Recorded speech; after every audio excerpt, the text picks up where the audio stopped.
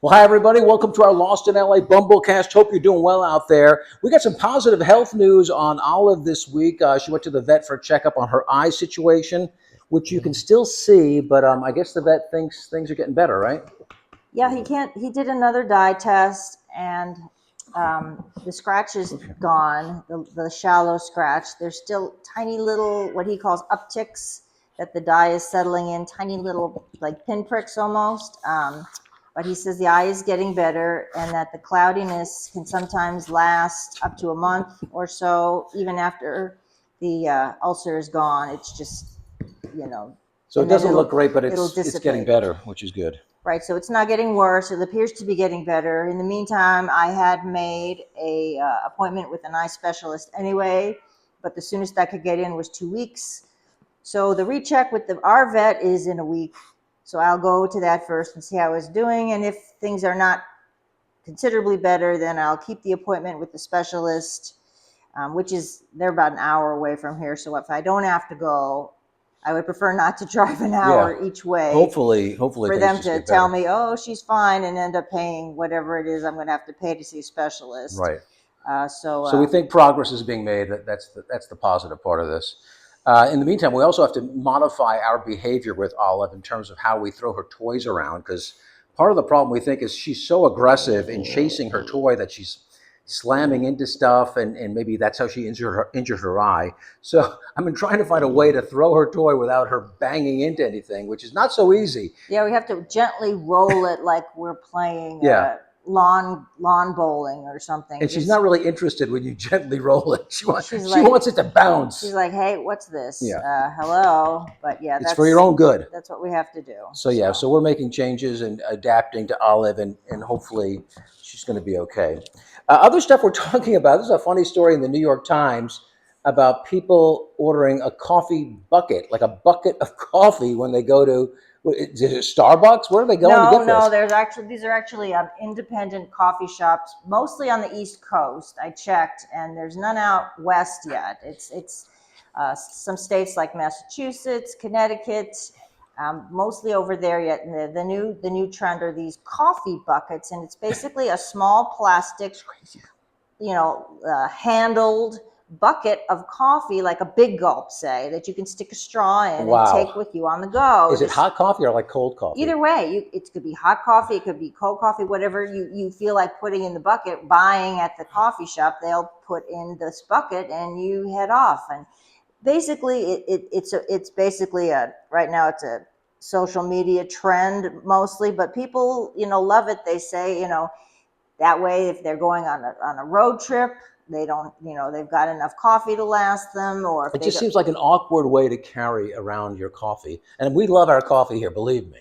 Well, if it's a little bucket that you can, carry, that's just like like if you go to like Disneyland, you get a popcorn bucket sometimes, and they have like a little handle that you're walking around with. So something like that, and why not just get like a big or a couple cups of big cups instead of just one big bucket?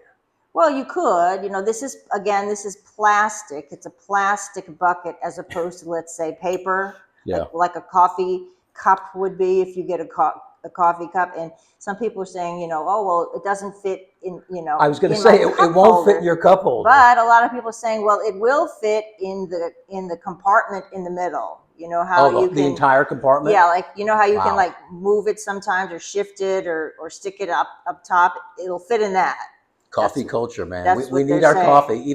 We need our coffee by the bucketful, apparently. So I have a friend who works at Starbucks actually here, and she says no word of any coffee buckets coming to Starbucks, but who knows? I mean, I bet you we'll see them out here very soon. If not at Starbucks, maybe some of the mom and pop type coffee shops. Anything to get people in. Oh, and the price wasn't really that bad. It was like $14.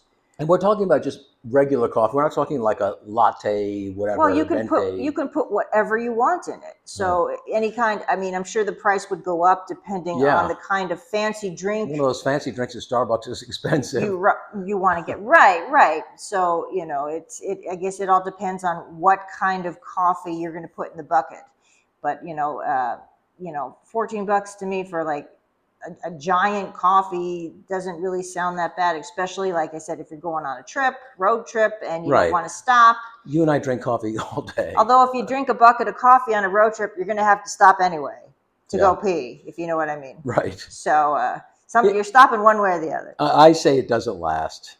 It just doesn't sound very convenient to me. Well, but, I mean, I think it's more convenient than not having your coffee. Definitely better than not having coffee. So yeah, that's something people are talking about. The coffee bucket. Do you want one? Do you need one? The other story I want to talk about is a very lost in LA story. I think it was last week I posted a story about a tunnel in LA, a very famous tunnel. It's used in a lot of commercials. Just freshly painted by city crews in white, and it looked beautiful. And literally minutes after they got done painting it, a horde of graffiti vandals showed up and started spray painting the walls. They were so bold and so dismissive of any kind of penalty that cars were driving by as they were doing this, including our news van, which recorded this. So here they are, in plain sight, committing this crime. And it all goes back to me to the city of LA and its policies of turning the other cheek when it comes to, I guess, what some people would consider minor offenses.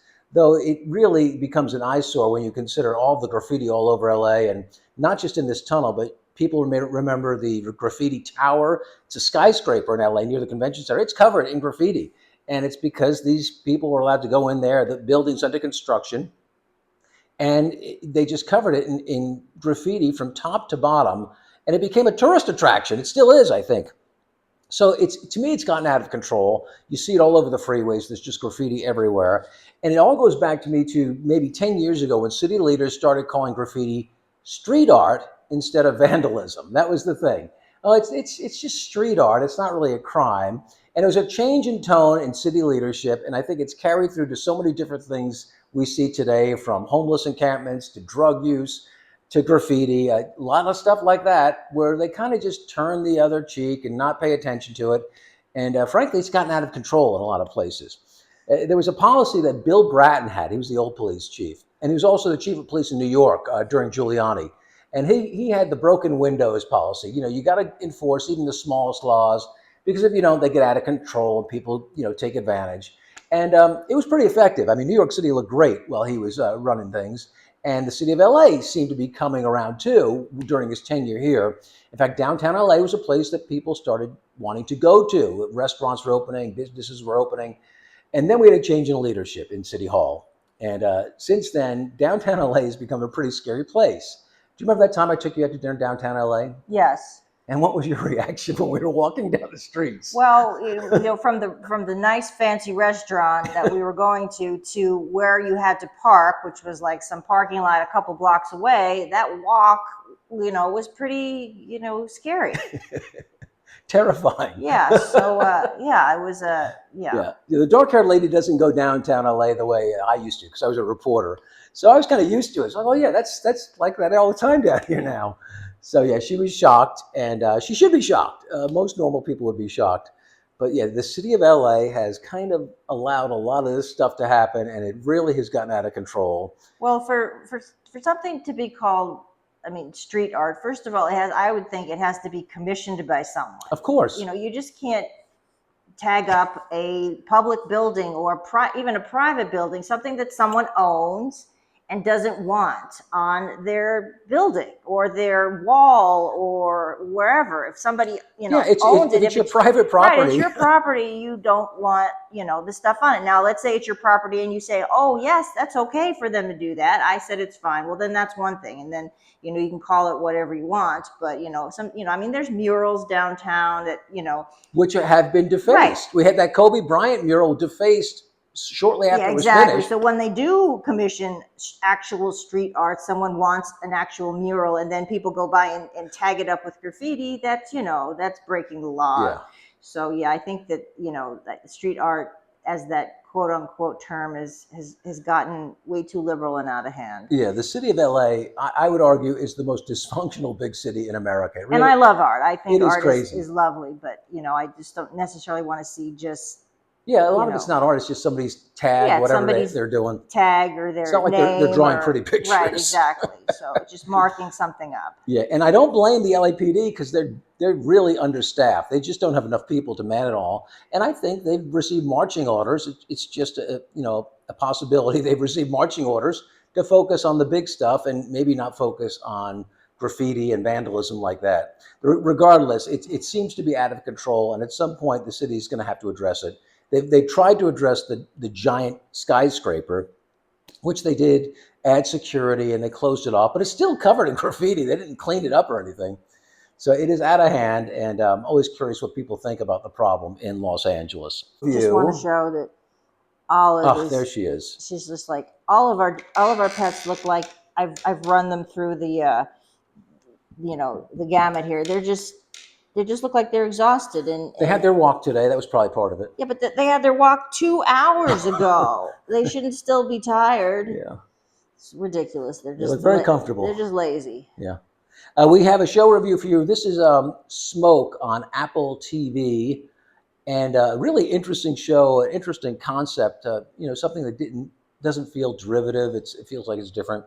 And Taron Egerton is the lead in this show, British actor. He played Elton John in that biopic, and he's done some Right. other stuff. And he plays a arson investigator in a city, big city, and he's investigating these arson crimes, and they're out of control. Yeah, Nobody can they're figure them actually out. serial arsonists. Yeah, more than one, and nobody can figure it out. So the department decides to bring in help. A police officer, Jurnee Smollett, plays the police officer, and they're working together to solve these crimes. And it seems like a typical, crime story, and then things start taking these interesting twists. Yeah, we don't want to give I don't anything want to away. reveal So too much. yeah, we're not there's still a couple more episodes to go on the series. Maybe more. I'm not sure if it's 8 episodes or 10, but yeah. So far, it's really good and compelling and very interesting. And he's great. He's great in it. Yeah, Greg Kinnear is also in it. John Leguizamo is also in it. Jurnee Smollett is, I would say, the co-lead in it, and she's good too. She's So a yeah, great, so great really cast. really good acting and interesting storylines. So yeah, it's something if you get Apple TV Plus, I would definitely watch it. It's called Smoke. And it's different. It's not the same old thing. It's a very different plot, and all the characters have kind of a dark past or a hidden past that makes it even more interesting. So we like it a lot so far. We've got 2 more episodes to go, I think, and we'll wrap it up for this year. And hopefully they'll have us. Well, I don't know if they'll have a second year if they can. It'll be interesting to see how they wrap it up, if they can give us a second season or not. But so far, so good. Smoke on Apple TV.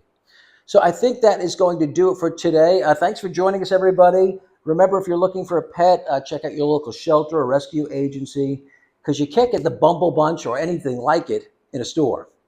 We'll see you. Bye.